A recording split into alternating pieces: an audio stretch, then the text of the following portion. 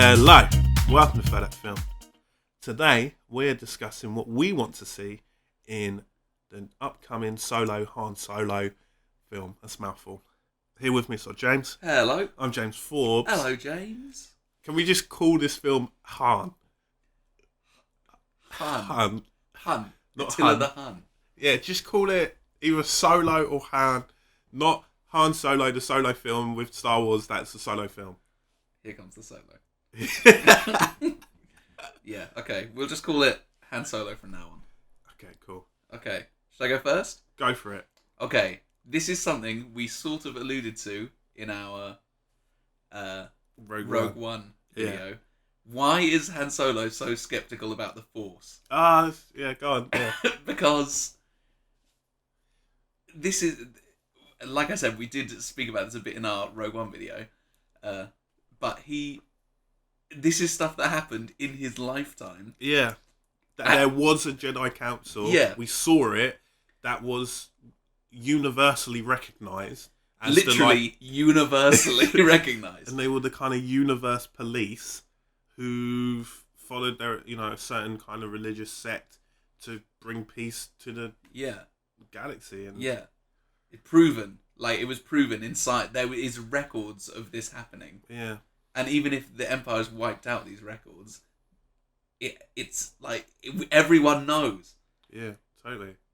Like, these are things that happened when he was a boy, when he was a child. Yeah. Like, I'm sure whatever planet he grew up on, his mum was like, "Oh my god, the Jedi Temple," and he's like, "What's that?" And she's like, "It doesn't exist. Don't worry about it." Yeah. I do feel like we're being massive noobs here. I feel like someone's typing a comment right now saying, "Well, obviously, blah blah blah blah blah," and I'm like, They must have explained it. The amount of additional content they've made over the years, they must have been like, Han was off here, or this only affected this region of the galaxy, and all of these other characters are from beyond that. I don't know. Maybe there's a reason. Okay, but I would like it okay. explained. Yeah. So imagine you Mhm. are alive in, I don't know, Victorian London, Yeah. and you go to America, Yeah. and someone tells you about Native Americans. Yeah. Are you going to be like, no? Natives? Don't believe it. Like, whoa, you mean there were people here? Like, it's... I love as well how we said Native Americans, but in those days they wouldn't have said that. It was No, Indians. they'd be like, bloody Indians everywhere.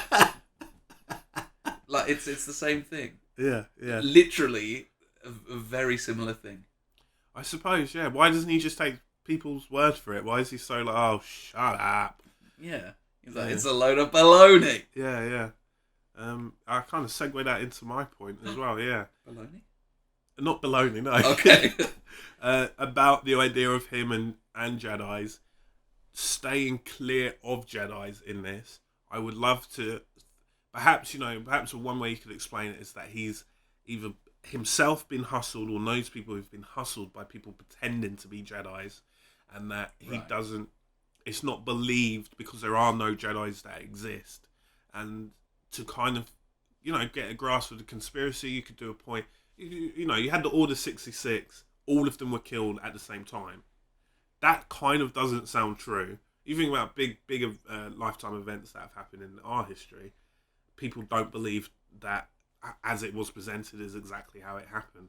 So perhaps they may lean towards more of that. He's like, yeah, of course Jedis don't exist. No way was there a world police that all got killed at once. Please explain that. People who had lightsabers were all killed off at once. Are you mad? Like that kind of argument. I'd be like, yeah, it is all fantasy, and whilst he's in his Millennium Falcon with a Wookiee. Jedis, no! Don't believe it for a second.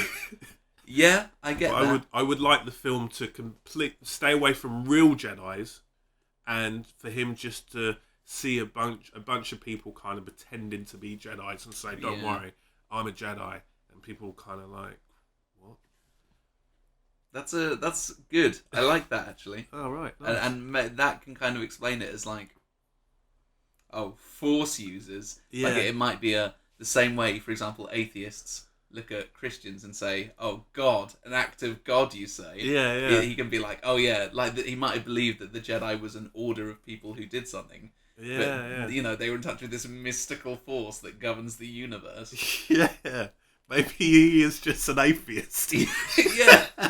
Han Solo is an atheist. That could be That's the film. That's the film. Han Solo, the first atheist.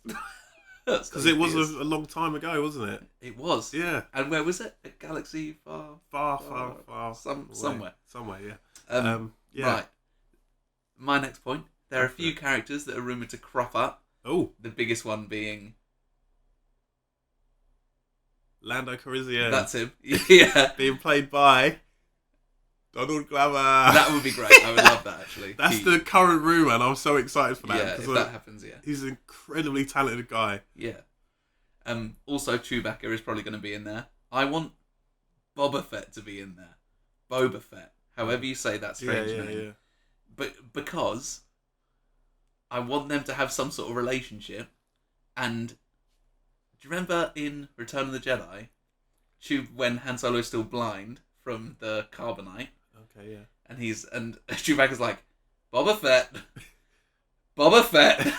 And they're like the only words he can physically say. Mm. That's actually weird. I've never thought of that. Did he say that? I'm sure he does.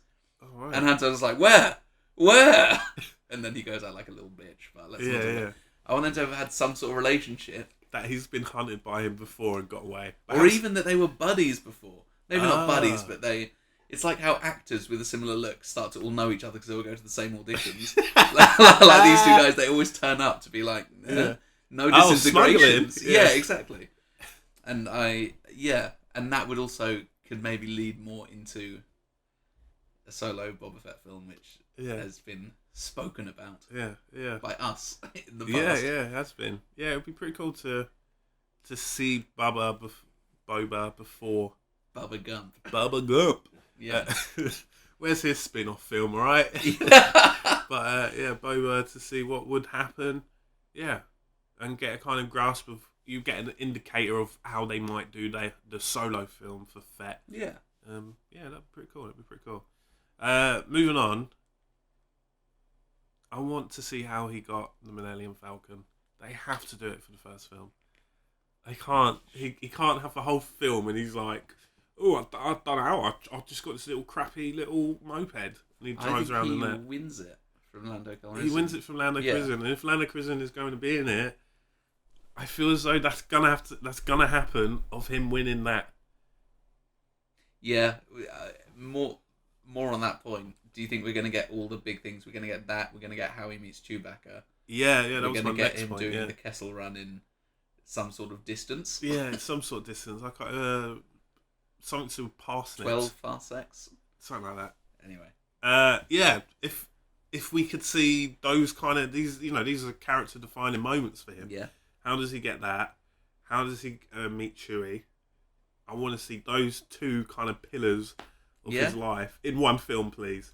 So that the sequel, you have to invent it's just something. a completely new story. Yeah. One new for us who haven't read all the books and stuff.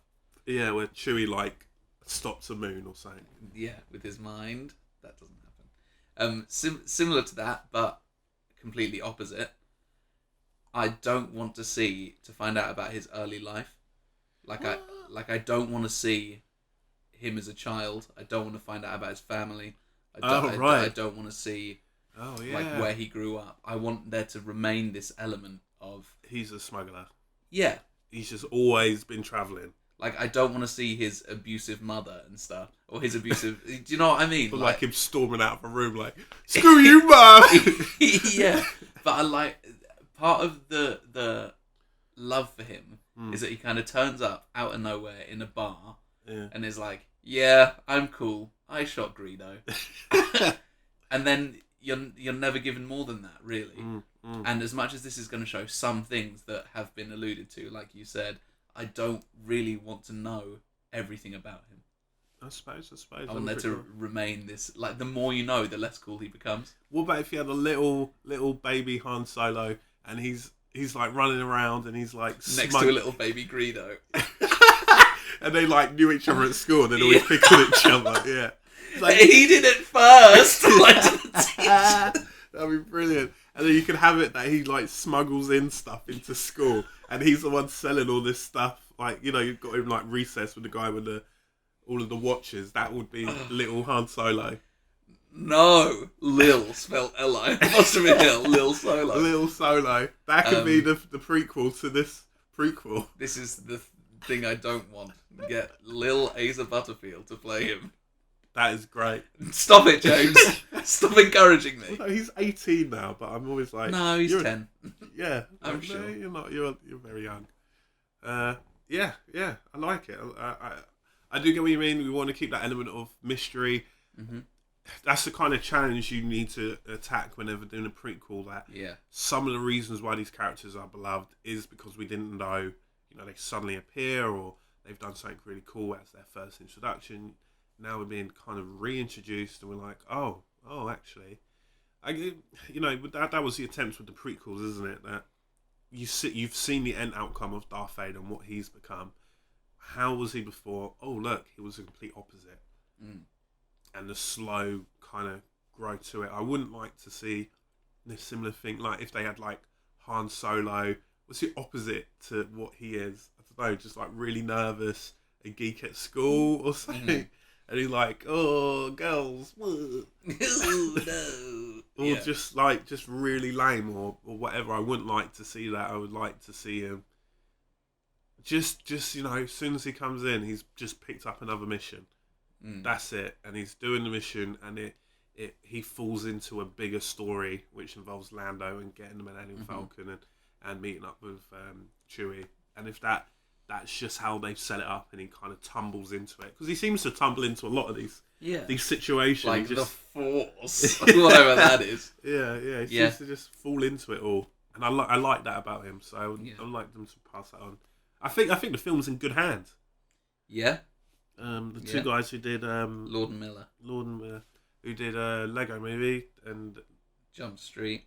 And a bunch of other stuff that I can't think of now. Yeah. But it's no doubt good.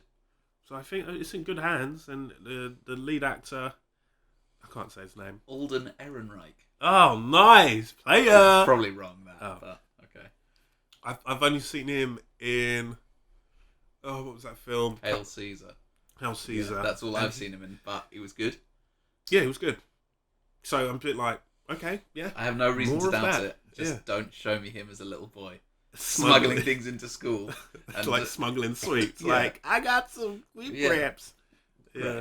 Great. Oh dear. But have you got another point? No. Have I got another point? I can't answer that. I haven't got another point. But I think, you get the general gist. We want to see some key points in that have been described in Han Solo's life. We don't want him to be young, like real young. We don't want to get any... No. Like, when I was at school, none of that. A few years leading up to... Yeah. Leave some room for more... Sequels, Yeah. And just his hyper skepticism of the Force being really strung out. What happens if his dad said he was a Jedi and, like, his dad ran away? Would you like that? No. That's the opposite. Have you not been listening to anything I've said? My dad was a Jedi. Great. Tom's just shaking his head here. He's just shaking his head. I can't look at you anymore. Oh, dear. Well, guys, if you want to let us know what you want to see in Han Solo, do share in the comments below. I've been James Forbes. And I've been Todd James. Bye. Machines plugged in to believe that they are the machines who have the humans plugged in. Maybe this is why. Yeah. Because they just turn into Natalie Portman. What better way to motivate Nick Fury to do something than to tell him not to do something?